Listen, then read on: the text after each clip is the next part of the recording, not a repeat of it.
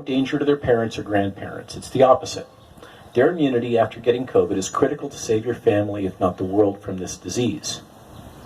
They are the ones that are the reservoir of broad-based immunity, and the reason why they're so good for that is they don't express much ACE2 in their airways. They don't produce virus like you and me do. Okay, that's why they clear it so quickly. That, and they have better immune systems. The problem is not the children infecting the teachers. The problem, if anything, is the teachers infecting the children. Okay? The incidence of infection from children to adults is very, very low. The teachers' unions are lying to you. That is not the risk. There is no reason that we have to force our children to be vaccinated or take masks. If a parent decides they want to do that, I'm not opposed to that. I think it's the parent's decision. But my point is that the risk-benefit for childhood vaccination is not even close.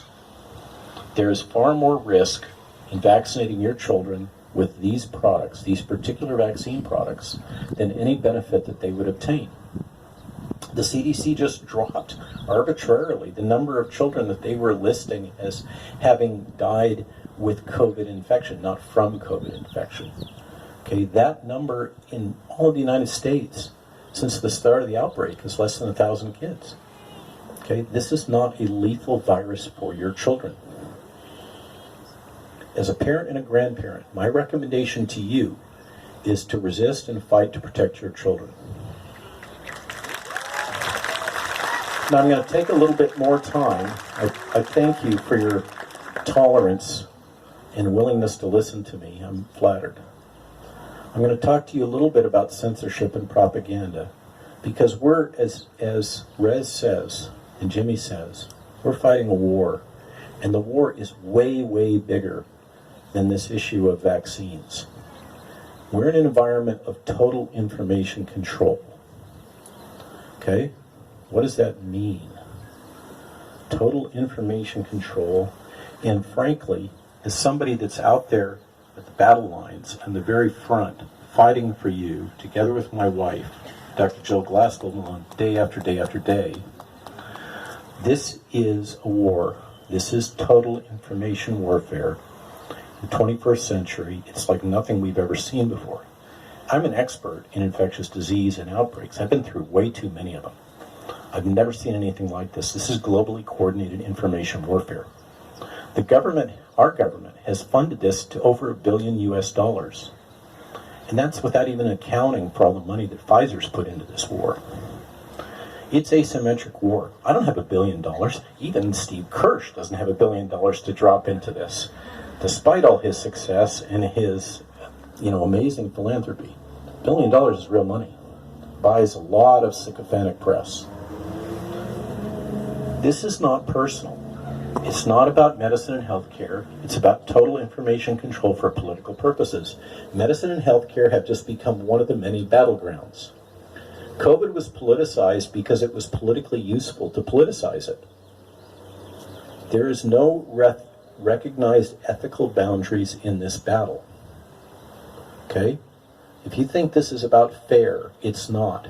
Fair is irrelevant. Doing what's right is irrelevant.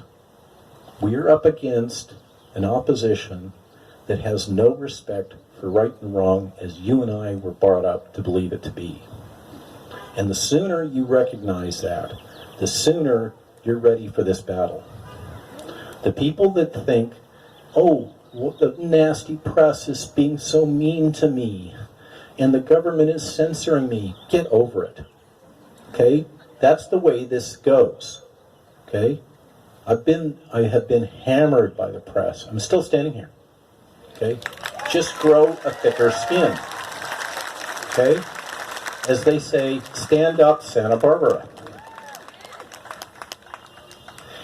It's been apparent to me that the U.S. and Western governments have intentionally used the guise of an overstated, quote, public health crisis to justify suspension of laws and rights which would be enforced without such a crisis, including the federal common rule, which defines the rights of all citizens to informed consent for medical procedures. Now I'm going to read something. I hope you recognize the words. Congress shall make no law respecting an establishment of religion, or prohibiting the free exercise thereof, or abridging the freedom of speech, or of the press, or of the right of people to assemble peacefully, and to petition the government for a redress of grievances. These are our rights. Okay? Don't give them up. Don't give them an inch. Okay? When they're doing this to us, you say no. You stand up and stand with me and all the docs and the truckers. I mean, what an amazing thing. The docs and the truckers. I'll be speaking to the truckers next weekend over in D.C. Okay? I reported multiple support, and many of the docs in our group were in Canada, in Ottawa, with the truckers. You know what the truckers and the doctors share, and the farmers? We all work for a living. Okay? I'll bet most of you work for a living too. Now there's a group of people, a lot of them live in Silicon Valley, they have way, way too much money, and they don't work for a living. They're the laptop class. And they got a problem. They can't control us very well, and so they're trying to control us using the levers that they have, and one of those is money. Fiat currency. And they are now saying that they're going to control our bank accounts. They're going to create digital currency. They're going to control us through our ability to work. If anybody here had that little problem, take the jab or don't have a job, right? That's the new strategy. They don't have very many ways to control us.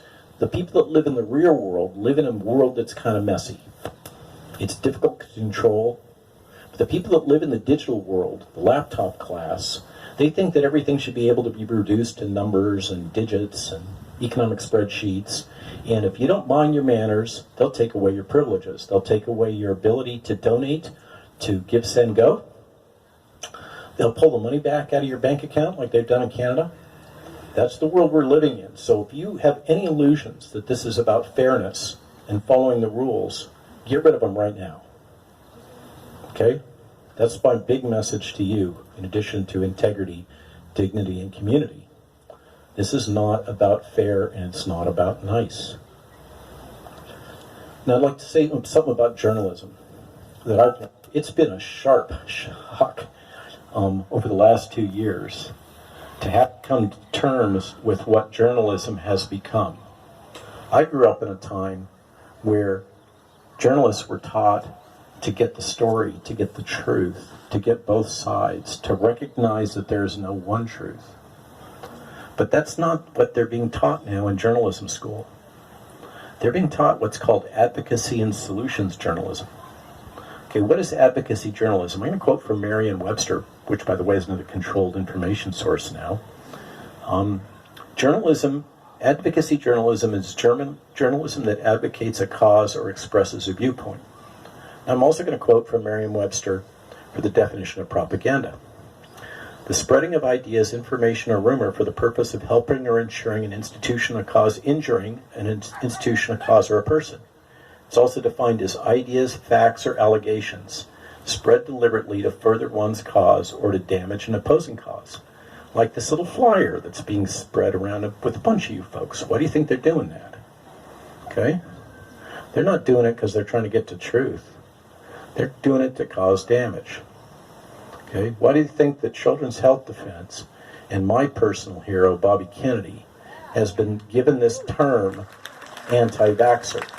Why have they weaponized this term anti-vaxxer? By the way, they define me now as an anti-vaxxer. You know what Merriam-Webster's now defines as an anti-vaxxer?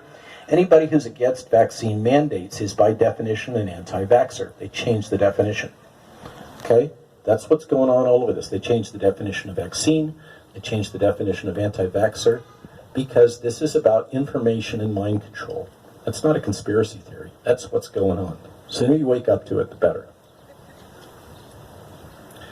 My point is that advocacy journalism and solutions journalism is propaganda. They are the same thing.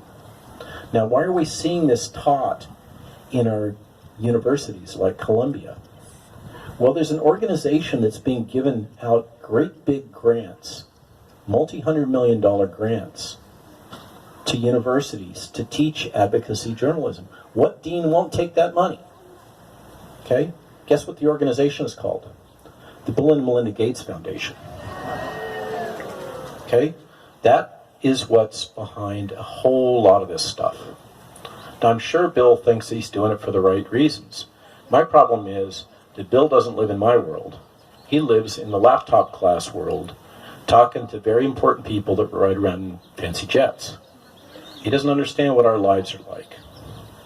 Now, I've just been given the 2-minute warning, but I'm going to ignore it.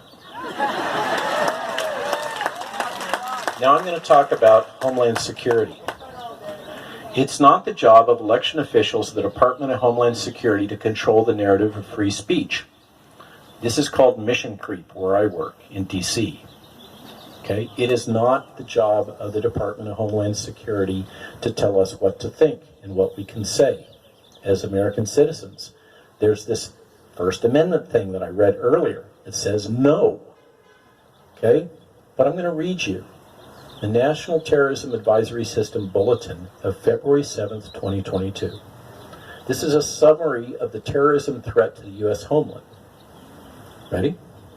The United States remains in a heightened threat environment fueled by several factors, including an online environment filled with false or misleading narratives and conspiracy theories and other forms of mis, dis, and malinformation. Editorial, they don't actually define what those things are. They're whatever they say they are. Introduced or amplified by foreign or domestic threat actors. The primary terrorism-related threat to the United States, okay, it's not Islamic terrorism, okay, it's not Russians. What is the primary threat to the United States right now? Terrorism-related threat? Continues to stem from lone offenders or small cells of individuals who are motivated by a range of foreign and or domestic grievances, often cultivated through the consumption of certain online content. That sounds pretty spooky. What is this online content? The proliferation of false or misleading narratives which sow discord or undermine public trust in U.S. government institutions. If you are saying things online that causes people to have concerns about the federal government, you are now defined as a domestic terrorist. Just let that sink in for a moment. Now you know what that means. Anything that falls under the Domestic Terrorism Act can be now applied to you or me. Key factors, I'm quoting, key factors contributing to the current heightened threat environment include the proliferation of false or misleading narratives, which sow discord or undermine trust in U.S. government institutions. Parisa was talking about this a bit. For example, there's widespread online proliferation of false or misleading narratives regarding unsubstantiated, widespread election fraud and COVID-19. Get what they just did? They just tied COVID-19 misinformation to January 6th. Okay? This is how it works in D.C. Grievances associated with these themes inspired violent extremist attacks during 2021. Oh, apparently, we're now tied, all you folks have inspired violent extremist attacks. Okay? I don't know of any violent extremist attacks having to do with COVID-19. Matter of fact, the truckers that I know in Canada and the United States have been rigorous about not engaging in anything, partially because of the doctors telling them that they have to be really calm and cool because the government is going to get them if they don't. Okay? As COVID-19 restrictions continue to decrease nationwide, increased access to commercial and government facilities and the rising number of mass gatherings could provide increased opportunities for individuals looking to commit acts of violence to do so, often with little or no warning. Meanwhile, COVID-19 mitigation measures, particularly COVID-19 vaccine and mask mandates, have been used by domestic violent extremists to justify violence since 2020 and continue to inspire these extremists to target government, healthcare, and academic institutions that they associate with these measures. I'm not aware of any violent activities that have to do with resisting mandates, masks, or vaccines. But apparently the Department of Homeland Security is, although they won't tell us what they are. Okay? Okay? That's the environment that we're in right now. Now I want to finish. So here's my closing arguments, my friends. This is a book. It's been in my family for 150 years. Okay? We pulled it out the other day. Jill pulled it out, and she started looking for information about censorship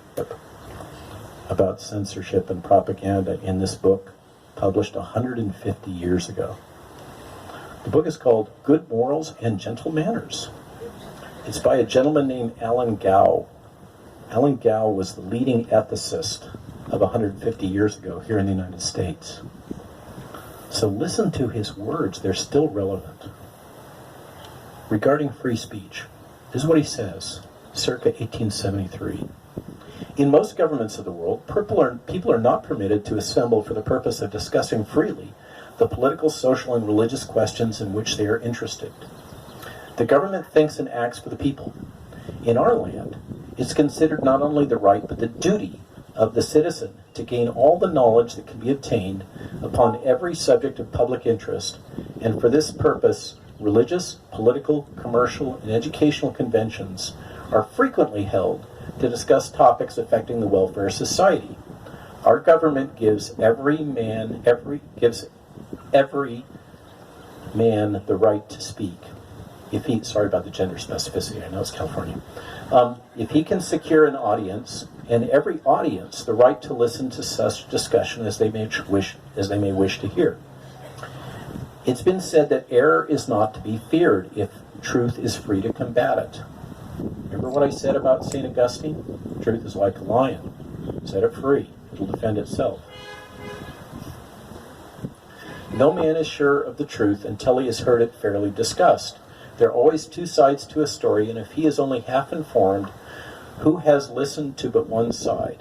For this reason, our government grants the fullest liberty of discussion, that every man may become completely acquainted with any subject that may engage his attention.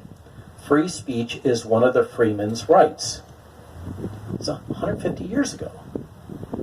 What has gone wrong? This is the bedrock of what makes us American. And I can tell you from all my travels over the last 2 years, the world still looks to us for leadership. They still believe in the American experiment. They still believe in this experiment in self-determination. It's up to you not to lose it. Okay? They need us. We need to stand up. And we need to fight for what's right. Now, here's the last part of this. Free press. Again, 150 years ago. Tyrants are always afraid of the freedom of speech and of the press. They dread discussion, as they cannot bear that the truth shall be known. But for the same reasons that entitle men to speak freely, entitle them also to print their opinions and scatter them abroad. There have been occasions in the history of our country when attempts were made to stifle free discussion and suppress the publication of unpopular doctrines. Meetings have been broken up, speakers have been abused, and printing presses destroyed. But might does not give right, and the exercise of mob law and violence, though it may temporarily succeed, is never a match for truth. The cause of right and justice, however it may be hindered, is sure to prevail. So that's what I want to leave you with, is number one, 3 key words. This is how we heal. This is how we get out of this. We don't get out of it by anger and attacks. I'm not saying there shouldn't be accountability. There must be accountability for the people responsible for what they've done to us. But I don't care about them as much as I care about you, as about us. Okay? And this is my heart. This community is the beating heart from which Jill and I come. We care about you. What we need to heal is integrity, dignity, and respect for dignity. I don't care whether you are a guy that works for the Goleta Water District in sewer control, which a close relative of mine does proudly, or you're a fancy physician or a government leader. We're all in this together. We all need integrity. We need to treat each other with dignity, and we need to build back our community, because that's what's really broken. So with that, I apologize for running over my allotted time. I hope it was helpful. I'm so grateful for your being here and for the opportunity, and I'm so grateful to Santa Barbara for giving Jill and I a place to come from, a place to learn and grow up to become what we are now. Thank you.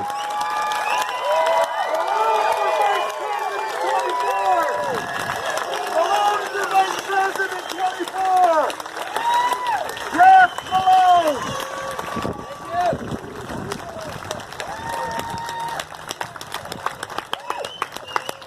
You need the draft Wow, that was 24. That was powerful. Thank you so much, Dr. Malone, for traveling across the country back to your hometown of Santa Barbara to share your insights with us today.